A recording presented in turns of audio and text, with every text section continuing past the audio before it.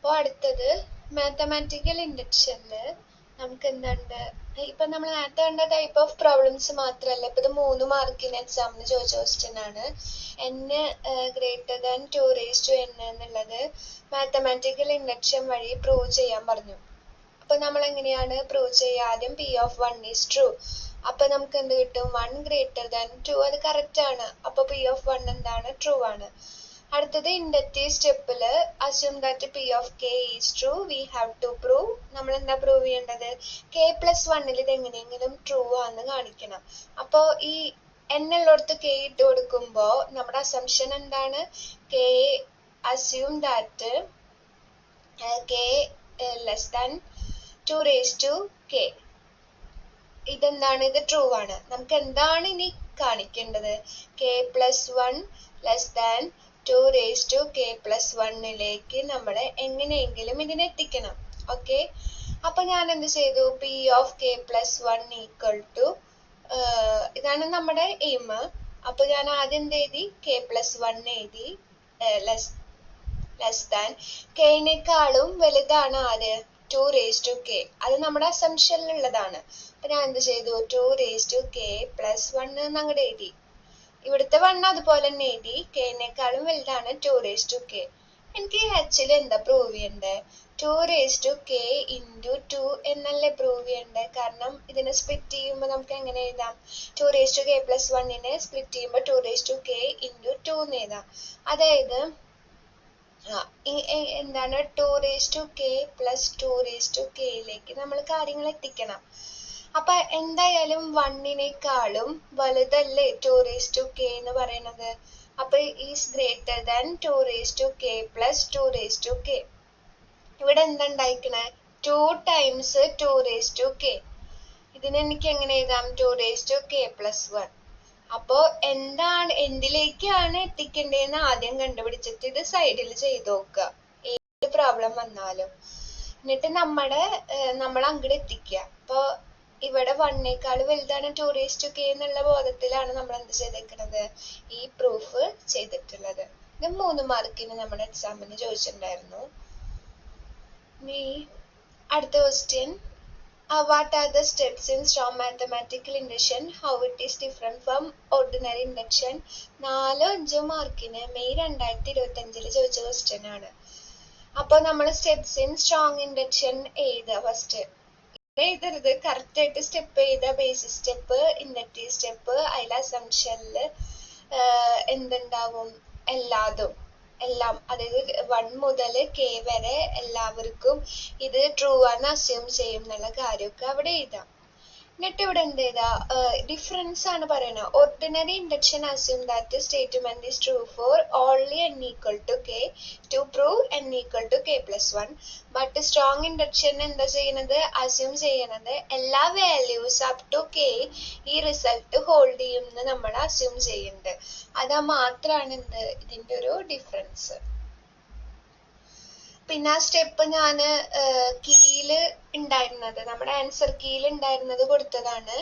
ആദ്യത്തെ എന്താണ്? Inductive step, verify that statement is true four n equal to 1. പിന്നെ എന്ത് ചെയ്തു? ഇൻഡക്റ്റീവ് ഹൈപ്പോത്തിസിസ് എന്നാണ് ഇതിനെ പറയുക. Assume that statement is true for all values up to k.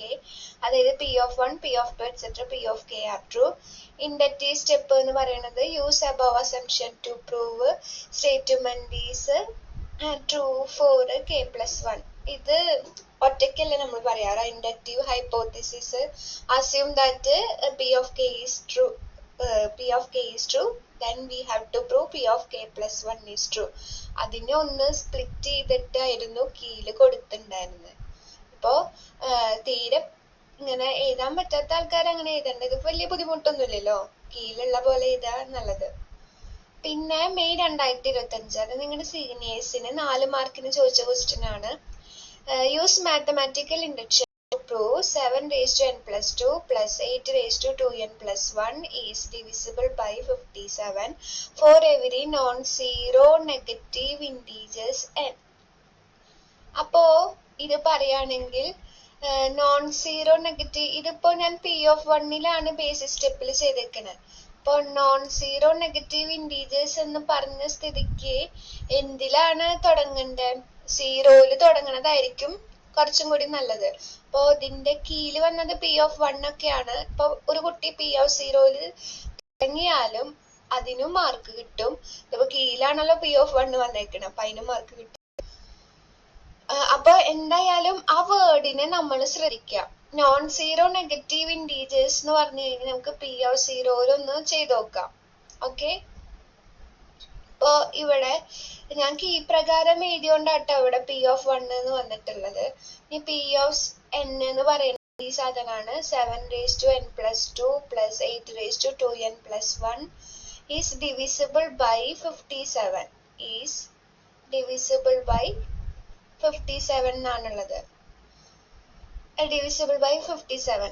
അപ്പൊ എനിക്ക് ആദ്യം P(0) കൊടുക്കാണ്. P(0) കൊടുക്കുമ്പോ എന്ത് വന്നു? 7² +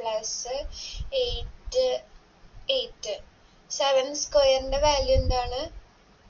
49 +8 എന്ന് പറയുമ്പോൾ നമുക്ക് എന്ത് വന്നു? 57. കണ്ടാ, 57 ഈസ് divisible by 57. നമുക്കറിയണ കേസാണ്. അപ്പൊ ഇവിടെ P(1) ആണ് ചെയ്തത്, അതും ചെയ്തുകൊണ്ട് മാർക്കൊന്നും പോണില്ല. ഇതാണ് കറക്റ്റ് എന്ന് പറയുന്നത് P(0) ആണ്. ഇനി ഇൻഡക്റ്റീവ് സ്റ്റെപ്പ് എന്ന് പറയുന്നത് എന്താ? Assume that P(k) is true. നമ്മൾ എന്താ അസ്യൂം ചെയ്തു? P(k) ഈസ് ട്രൂ എന്ന് അസ്യൂം ചെയ്തു. So 7k+2 + 8(2k+1) is multiple of 57. Is multiple of 57 എന്നെടുത്തു. നമ്മൾ എന്ത് പ്രൂവ് ചെയ്യണം? P(k+1) മൾട്ടിപ്പിൾ ഓഫ് 57 എന്ന് എത്തിക്കണം. അപ്പൊ അത് എത്തിക്കാൻ വേണ്ടിയിട്ട് ഒന്നുകൂടി എഴുതാം. P(k) എന്താ പറഞ്ഞേക്കുന്നത്? P(k) = 7k+2 + 8(2k+1). അപ്പൊ P(k+1) എന്ത് വരും?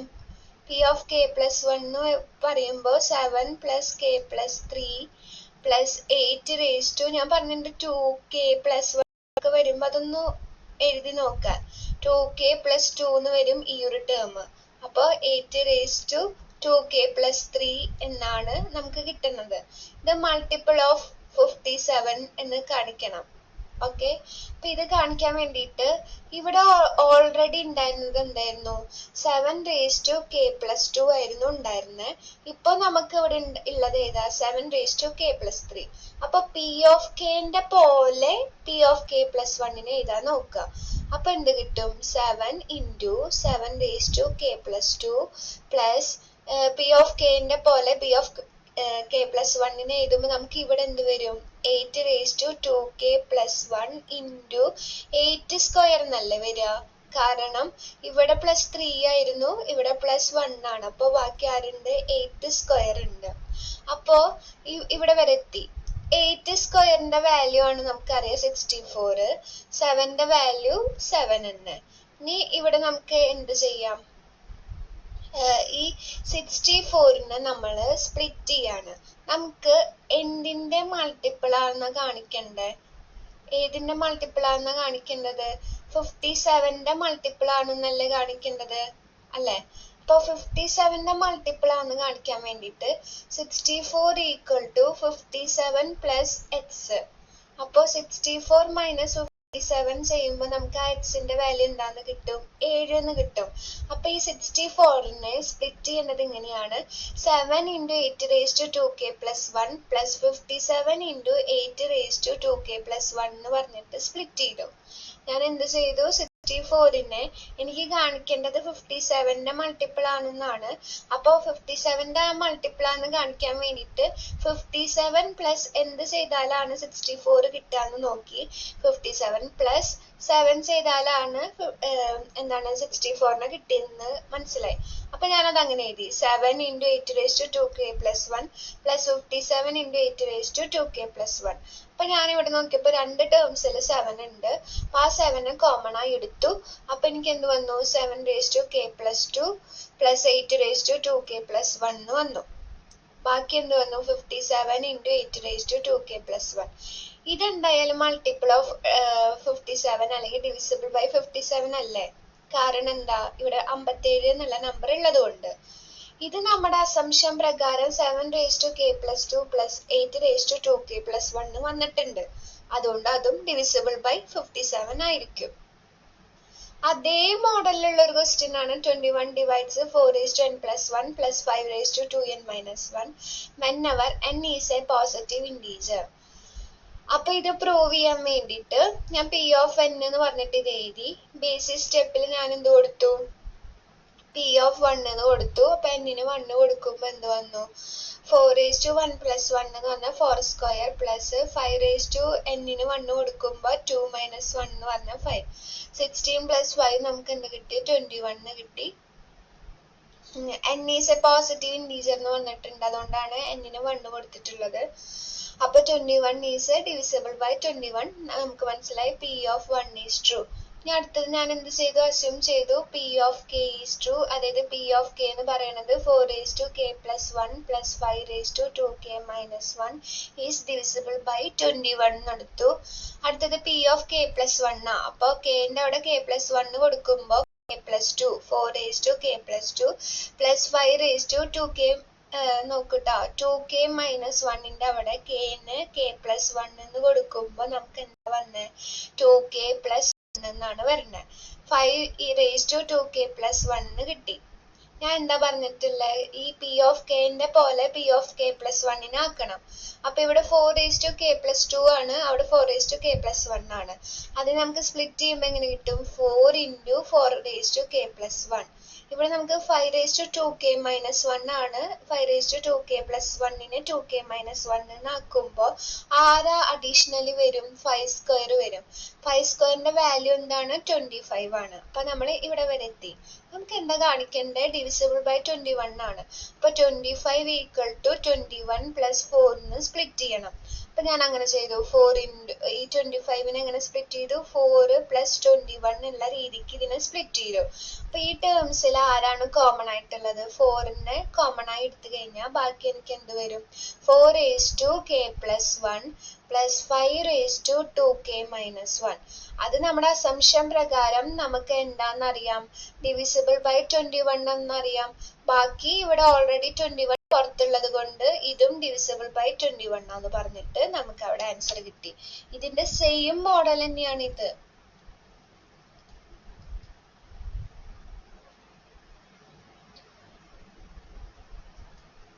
ഇനി അടുത്തത് positive integer can be written of power of 2.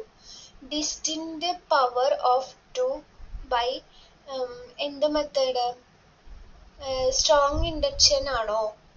ഇവിടെ സ്ട്രോങ് ഇൻഡക്ഷനിലാണ് നമ്മൾ ഇത് പറഞ്ഞിട്ടുള്ളത്. അപ്പോൾ ഇത് പ്രൂവ് ചെയ്യാൻ വേണ്ടിയിട്ട് ഏത് പോസിറ്റീവ് ഇൻറ്റീജേഴ്സിന് നമുക്ക് എങ്ങനെ എഴുതാൻ പറ്റും, some of distinct powers of 2ന്റെ distinct പവേഴ്സിൽ എഴുതാൻ പറ്റുമെന്ന് കാണിക്കണം. അപ്പോൾ ബേസിസ് സ്റ്റെപ്പ് ആയിട്ട് ഞാൻ എന്ത് ചെയ്തു, p of 1 2⁻0 വാല്യൂ 1 ആയതുകൊണ്ട് 1ന് തന്നെ നമുക്ക് എന്ത് പവർ ഓഫ് 2 ആയിട്ട് എഴുതാൻ പറ്റുന്നുണ്ട്. ഇൻഡക്റ്റീവ് സ്റ്റെപ്പിൽ നമ്മൾ എന്ത് ചെയ്തു, സ്ട്രോങ് ഇൻഡക്ഷൻ ആണെന്ന് ക്വസ്റ്റ്യനിൽ പറഞ്ഞിട്ടുണ്ടായിരുന്നു. അപ്പോൾ നമ്മൾ എന്ത് അസ്യൂം ചെയ്തു, assume that the result is true for every integer from 1 to k. അതാണല്ലോ സ്ട്രോങ് ഇൻഡക്ഷനിൽ 1 മുതൽ k വരെ എല്ലാവർക്കും ട്രൂ ആണെന്ന് അസ്യൂം ചെയ്തു. we have to prove that it is true for k+1 ഇത് ട്രൂ ആണെന്ന് കാണിക്കണം. അപ്പൊ നമ്മൾ ഇവിടെ എടുക്കുകയാണ്, k+1 ഓഡ് ആവുന്ന കേസിൽ ഒരു പ്രൂഫ്, k+1 ഈവൺ ആവുന്ന സമയത്ത് അടുത്ത പ്രൂഫ്. അപ്പൊ ഞാൻ എന്തെടുത്തു, k+1 is odd. k+1 odd ആവുന്ന സമയത്ത് k ആരായിരിക്കും, ഈവൺ ആയിരിക്കും. അപ്പൊ k വരെ നമ്മുടെ എന്ത് ഹോൾഡ് ചെയ്യുന്നുണ്ട്, ഇൻഡക്റ്റീവ് ഹൈപ്പോത്തിസിസ് ഹോൾഡ് ചെയ്യുന്നുണ്ട്. അതായത് k വരെ നമുക്ക് ഏത് നമ്പറിനെടുത്താലും 2ന്റെ പവർ ഡിസ്റ്റിന്റ് പവേഴ്സ്, ഡിസ്റ്റിന്റ് എന്നുള്ള വേർഡ് മറക്കരുത്, 2ന്റെ ഡിസ്റ്റിന്റ് പവേഴ്സിൽ എഴുതാൻ പറ്റും. ഇനി നമുക്ക് ബാക്കി k വരെ നമ്മൾ അങ്ങനെ എഴുതി. എന്നിട്ട് ബാക്കിയുള്ള 1ന് ഞാൻ എന്ത് ചെയ്തു, +2⁻1 അല്ലേ, സം ഓഫ് എന്നാ പറഞ്ഞേക്കണേ, സം. എന്തായാലും ഈ k വരെയുള്ള ടേംസിൽ ആര് വരില്ല, ഈ k ഈവൺ ആയതുകൊണ്ട് ഈ k വരെയുള്ള ടേംസിൽ 2⁻2 വരില്ല എന്നുള്ള കാര്യം എനിക്ക് ഉറപ്പാണ്. അപ്പൊ ഞാൻ എന്ത് ചെയ്തു, ലാസ്റ്റ് ടേമിന് ഞാൻ 2⁻0 എന്ന് എഴുതി. അപ്പൊ k ഈവൺ ആയതുകൊണ്ട് ഒരിക്കലും 2⁻0 എന്നുള്ള ആ ഒരു വാല്യൂ ഈ k വരെയുള്ളതിൽ വരില്ല. ഡിസ്റ്റന്റ് എന്നുള്ളതിന് ഇവിടെ ഇമ്പോർട്ടൻസ് ഉണ്ട്. അപ്പൊ ഇവിടെ നമ്മൾ എഴുതിയിട്ട് നോക്കൂ, k is an even, then by inductive hypothesis k can be expressed as sum of distant powers of 2 and 1 is expressed as 2⁻s. k even ആയതുകൊണ്ട് ഈ 2⁻0 എന്ന ടേം അവിടെ കടന്നു വരില്ല. സോ നമുക്ക് എന്ത് പറയാം, ഈ ഈവൺ ഓഡ് ആവുന്ന കേസിൽ ഇങ്ങനെ ചെയ്യാം നമുക്ക്. പക്ഷേ ഈവൺ ആവുന്ന കേസിൽ നമുക്ക് അങ്ങനെ പറയാൻ പറ്റുമോ? കാരണം ഇതേപോലെ എന്തിനപ്പോ k+1 ഈവൺ ആണെങ്കിൽ അവിടെ നമുക്ക് ഇങ്ങനെ പറഞ്ഞാൽ പോരെ എന്നുള്ള ചോദ്യത്തിന് k അവിടെ ഓടായിരിക്കും. ആ ഓടില് 2⁻0 ഓൾറെഡി വന്നിട്ടുണ്ടാവില്ലേ, അതുകൊണ്ട് നമുക്ക് അത് അങ്ങനെ പറയാൻ പറ്റില്ല. അപ്പൊ ഞാൻ എന്ത് ചെയ്തു, k+1 ഈവൺ ആയതുകൊണ്ട് k+1/2 എന്ന് പറയുന്ന ആള് ആരായിരിക്കും? അതൊരു ഇന്റീജർ ആണെന്ന് ഉറപ്പാണ്. കാരണം ഈവൺ നമ്പറിനെ ഡിവൈഡഡ് ബൈ 2 ചെയ്യുകയാണെങ്കിൽ നമുക്കറിയാം അതൊരു ഇന്റീജർ ആണെന്ന് നമുക്ക് മനസ്സിലാവും. അപ്പൊ നമുക്ക് എന്ത് എഴുതാം, k+1നെ നമുക്ക് 2 × k+1/2.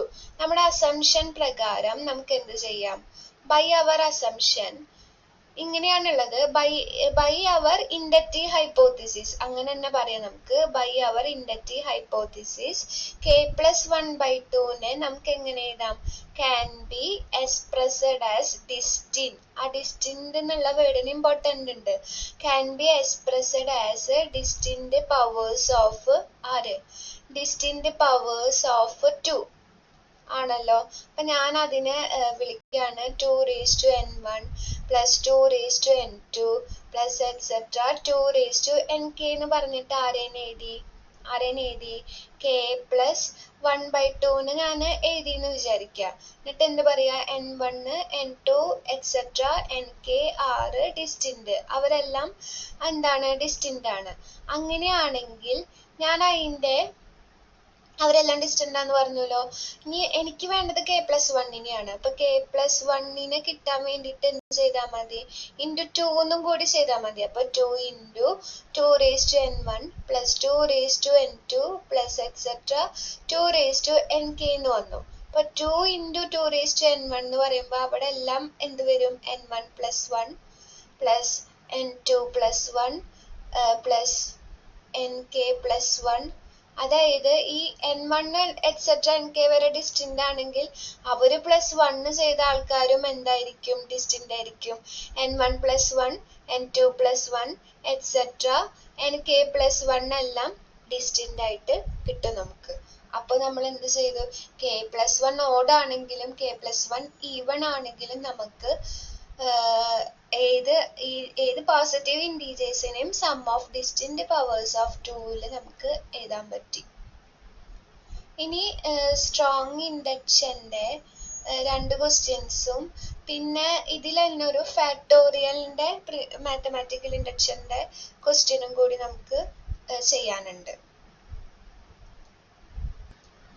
അപ്പൊ നമുക്ക് ഇവിടെ പ്രൂവ് ചെയ്യാനുള്ളത്, prove that every amount of postage of 12 cents or more can be formed using 4 cent and 5 cent stamp എന്നാണ് ചോദ്യം. ഇങ്ങനത്തെ 2 ടൈപ്പ് ഓഫ് ചോദ്യങ്ങൾ നമ്മുടെ ടെക്സ്റ്റിൽ കിടക്കുന്നുണ്ട്.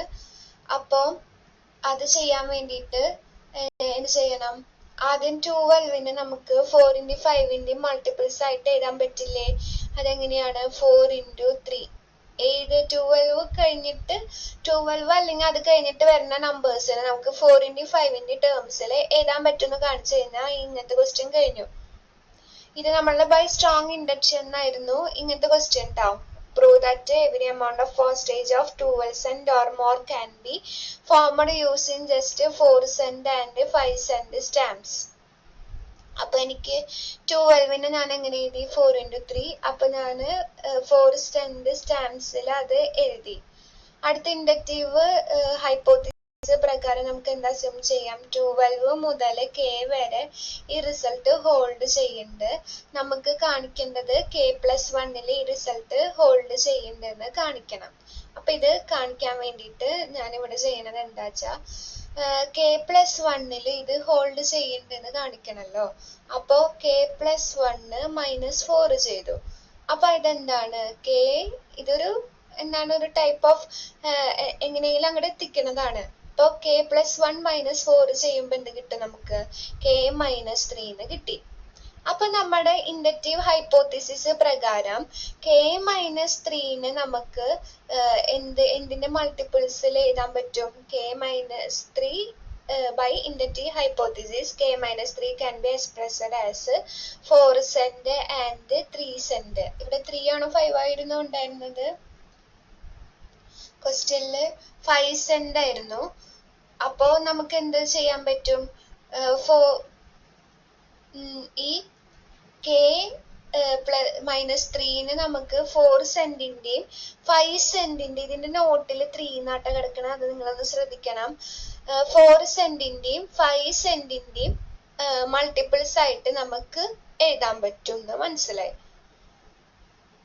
അതെങ്ങനെയാണ്? ഈ ബൈ ഇൻഡക്റ്റീവ് ഹൈപ്പോത്തിസിസ് കെ -3ന് നമുക്ക് എഴുതാൻ പറ്റും. അങ്ങനെയാണെങ്കിൽ നമുക്ക് കെ പ്ലസ് 1ന് എങ്ങനെ എഴുതാം? കെ -3 +4 എന്ന് പറഞ്ഞിട്ട് എഴുതി കഴിഞ്ഞാൽ ബാക്കിയുള്ളത് കൂടി കിട്ടി. അപ്പൊ നമുക്ക് എന്ത് ചെയ്യാൻ പറ്റി? മറ്റേ ആദ്യത്തെ പറഞ്ഞതുണ്ടല്ലോ, എന്താണ്, prove that every amount of postage of 12 cent can be 4 cent and 5 cent. അത് നിങ്ങൾ എങ്ങനെ എഴുതാം? ഞാൻ 12ന് ശരിക്ക് 4 + 4 + 4 എന്നുള്ളതിനാണ് ട്ടോ എഴുതണ്ടേ. അതിനാണ് ഞാൻ 4 × 3 എന്ന് പറഞ്ഞ് എഴുതിയിട്ടുള്ളത്. അപ്പൊ ഇവിടെ നമ്മൾ ഇൻഡു ചെയ്ത് എഴുതിയിട്ടില്ലല്ലോ എന്ന് ചോദിക്കരുത്. അവിടെ ഞാൻ ഉദ്ദേശിച്ചത് 12ന് ഞാൻ 4ഉം 5ഉം വെച്ചിട്ട് എക്സ്പ്രസ് ചെയ്തു. എങ്ങനെ? 3 വട്ടം 4 ആഡ് ചെയ്തിട്ട് ഇവിടെ ഞാൻ എന്ത് ചെയ്തു? കെ പ്ലസ് 1ന് കെ -3 + 4 എന്ന് എഴുതി. എനിക്ക് ആവശ്യം 4. ഇനിയിപ്പോ ഒരു കുട്ടി 5 വെച്ചിട്ട് ഇത് ചെയ്യാന്ന് വിചാരിക്കാം. ഇതേ സാധനം തന്നെ 5 വെച്ചിട്ട് ചെയ്തുകൂടെ? ഇപ്പൊ കെ പ്ലസ് 1 -5 ചെയ്തു. അപ്പൊ നമുക്ക് എന്താ ശരിക്കും കിട്ടണത്? കെ -4 എന്ന് കിട്ടി. അപ്പൊ ഇൻഡക്റ്റീവ് ഹൈപ്പോത്തിസിസ് പ്രകാരം കെ -4ന് നമുക്ക് എങ്ങനെ എഴുതാൻ പറ്റും? 4 cent സ്റ്റാമ്പും 5 cent സ്റ്റാമ്പും വെച്ചിട്ട് എഴുതാൻ പറ്റും ബൈ ഇൻഡക്റ്റീവ് ഹൈപ്പോത്തിസിസ്. പ്ലസ് ഒരു 5ഉം കൂടി ചെയ്ത് കഴിഞ്ഞാൽ കെ പ്ലസ് 1ന് നമുക്ക് അങ്ങനെ ചെയ്യാൻ പറ്റി. അപ്പോ ഇങ്ങനെയും എഴുതാം. അതേപോലെ തന്നെ ഈ സംഭവത്തിന് എങ്ങനെ എഴുതാം? 4 സെന്റും 5 cent എന്നാണ് പറഞ്ഞിട്ടുള്ളത്. ഇത് 4 cent വെച്ചിട്ട് എഴുതി, ഇത് 5 cent വെച്ചിട്ട് എഴുതി. അപ്പോ ഒന്നില്ലെങ്കിൽ ഇങ്ങനെ എഴുതാം, അല്ലെങ്കിൽ ഇങ്ങനെ എഴുതാം. രണ്ടും കൂടി എഴുതണ്ട. അതാണ് ഇവിടെ ഉള്ളത്. അപ്പോ ആൻസറിലേക്ക് നോക്കാം. Thus we get every positive of 12 integers 12 cent or more can be expressed as just 4 cent and 5 cent stamp. ഇപ്പോ ഇങ്ങനെ ചെയ്യാനാ തോന്നിച്ചത് കുഴപ്പമില്ല കേട്ടോ. ഇങ്ങനെ ചെയ്യുകയാണെങ്കിലും ഇങ്ങനെ ചെയ്യുകയാണെങ്കിലും ഓക്കെയാണ്. ഇനി ഇവിടെ എന്താ പറഞ്ഞേക്കണേ വെച്ചാൽ ഏത് നമ്പർ മുതലാണ് 3 സെന്റും 10 സെന്റും യൂസ് ചെയ്ത് നമുക്ക് എക്സ്പ്രസ് ചെയ്യാന്ന് ഏത് നമ്പർ ഇങ്ങനെ കണ്ടിന്യൂസ് ആയിട്ട് അവിടെ 12 എന്നുള്ള നമ്പർ നമുക്ക് തന്നിട്ടുണ്ടായിരുന്നു. അടുത്ത ക്വസ്റ്റ്യനിൽ അങ്ങനെ ഒരു നമ്പറേ തരുന്നില്ല. അവിടുന്ന് നമ്മൾ കണ്ടുപിടിക്കണം. അപ്പൊ അങ്ങനെ കണ്ടുപിടിക്കാൻ വേണ്ടിട്ട് ഞാൻ 3ഉം 10ഉം യൂസ് ചെയ്തിട്ടാണല്ലോ. അപ്പൊ അത് 3 സെന്റിന് 3 എന്ന് എഴുതി, 6ന് ഞാൻ 3 + 3 എന്ന് എഴുതി, 9ന് ഞാൻ എങ്ങനെ എഴുതി? 3 + 3 + 3 എന്ന് എഴുതി, 10ന് എനിക്ക് 10 എന്ന് പറഞ്ഞിട്ട് എഴുതാം, 13ന് എനിക്ക് 3 + 10 എന്ന് പറഞ്ഞിട്ട് എഴുതാം, 15ന് എനിക്ക് എങ്ങനെ എഴുതാം? 3 + 3 + 3 + 3. ഇപ്പോഴും നമുക്ക് കണ്ടിന്യൂസ് ആയിട്ട് എഴുതാൻ പറ്റിയിട്ടില്ല. കാരണം ഇതിന്റെ ഇടയിലുള്ള 14 എങ്ങനെ ഞാൻ 3ഉം 10ഉം കൊണ്ട് എഴുതാൻ പറ്റും? എനിക്ക് പറ്റില്ല. 15 എനിക്ക് എഴുതാൻ പറ്റി, 18 എനിക്ക് എഴുതാൻ പറ്റി. എങ്ങനെ എഴുതാൻ പറ്റും? എനിക്കത് 6 × 3 18 ആണ്. അപ്പൊ 3 3 വെച്ചിട്ട് അങ്ങോട്ട് എഴുതാം. 18 മുതൽ അങ്ങോട്ട് നമുക്ക് എന്ത് എഴുതാൻ പറ്റും? ഈ സംഭവം കറക്റ്റ് ആയിട്ട് എഴുതാൻ പറ്റും. അപ്പൊ 19ന് എനിക്ക് എങ്ങനെ എഴുതാം? 10 + 3 + 3 + 3. ഇത് 20ന് എനിക്ക് എങ്ങനെ എഴുതാം? 10 + 10. അത് നല്ല എളുപ്പമാണ്. 21ന് ഞാൻ എങ്ങനെ എഴുതും? 21 3ന്റെ മൾട്ടിപ്പിൾ ആണല്ലോ. അതപ്പോ 3 + 3 + 3 എത്ര വട്ടം എഴുതേണ്ടി വരും? 7 ടൈംസ് എഴുതേണ്ടി വരും. അപ്പൊ ഇനി നമ്മൾ അങ്ങോട്ട് നോക്കണ്ട. 18 മുതൽ നമുക്ക് കാര്യം ഓക്കെയാണ്. 3ഉം 10ഉം വെച്ചിട്ട് നമുക്ക് എന്ത് ചെയ്യാൻ പറ്റും, അതിനെ എഴുതാൻ പറ്റും. അപ്പൊ നേരത്തെ ചെയ്ത പോലെ ബേസിസ് സ്റ്റെപ്പ് എന്ന് പറയുന്നത് ഇവിടെ ആയിട്ട് കുഞ്ഞിത് ഇങ്ങനെ കണ്ടിന്യൂസ് ആയിട്ട് ഇങ്ങനെ ഈ സാധനം സാറ്റിസ്ഫൈ ചെയ്യുന്ന ഏറ്റവും ചെറിയ നമ്പർ എന്ന് പറയുന്നത് 18 ആണ്.